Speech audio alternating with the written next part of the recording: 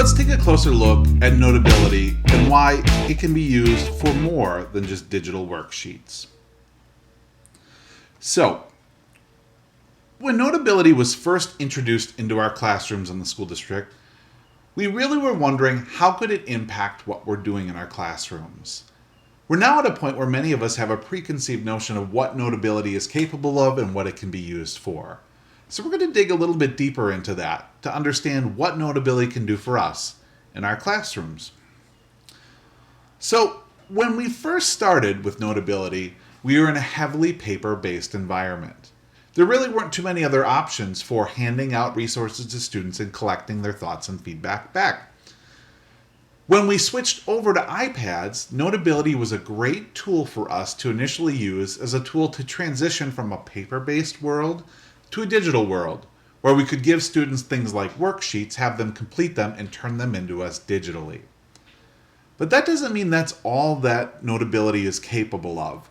And we're using it for lots more today in our classrooms than we ever were when we first got started. We now see that Notability is being used by students and teachers for a wide variety of purposes. One of its great strengths is its ability to organize notes into unique folders and very cleanly and neatly make those files available for us at a later viewing point. Lots of teachers and students are using annotation tools within Notability. Whether that be in literacy, numeracy, or other subject areas, the ability for us to bring a piece of text into or a problem set into a Notability file and then draw over or annotate over the top of that has really been a great way for us to make student thinking more visible as they encounter text. Visual note-taking has been used by more and more teachers and students as a way to turn vocabulary and concepts into visual notes that we can then hook our brains into and make more meaning out of and remember better later. We also have lots of students who are using Notability for drawing and sketching, who are using it for different kinds of planning, mapping, and also, we see it used quite often by students for recall and study later as they prepare for an upcoming assessment. The beauty of a tool like Notability is that there's always more we can do with it. It's a very versatile tool that lets us do lots of different things in our classroom when it's used imaginatively. So, did you know that you could record your thoughts using audio notes? That's right. If you click that little microphone icon near the top of your Notability page, just check it out and see what it can do. It can record any kind of audio, and additionally, any annotations that are drawn while the audio is recording will automatically sync with that audio. So students can listen to the notes that are given or the comments that were made or the conversation that was happening while they watch their annotations play back. There's a whole series of tools within Notability that lots of people haven't explored yet. One of the most powerful of which is these movable sticky notes.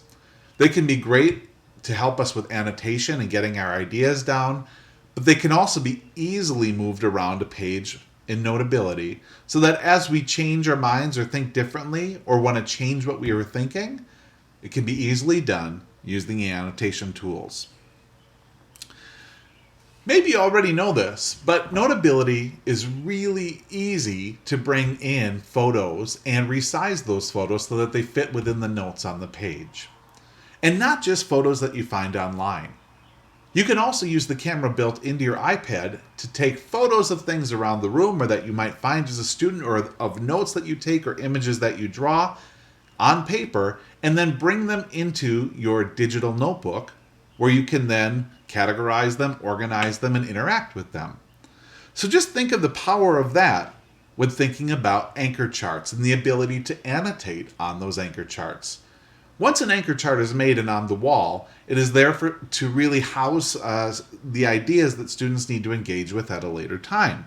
But what if students could annotate on those anchor charts in a way that was meaningful for them? So let's take a look at what that might look like. This student took a photo using their iPad of an anchor chart in the classroom, the character traits that they were going to need to include in their stories. Then ask themselves the question, well, which traits did I include in my most recent story? And here you can see with the green check marks, the student has identified the 2 character traits that were included in the writing, and the 2 that they have yet to include but could come back to do so. This really brings something like an anchor chart to life in their classroom as students get to interact with it time and again in the varying assignments that they're engaging in. Which leads us really to the final point, which is that Notability initially started as a tool that we could use for digital worksheets, a way for us to move from a paper-based system to a digital system. But as we get better with the tools that are in front of us, and as we begin to think more and more about what those tools can do for us, it gives us a great opportunity to simply think beyond the digital worksheet. How are you going to use Notability differently in your classrooms tomorrow?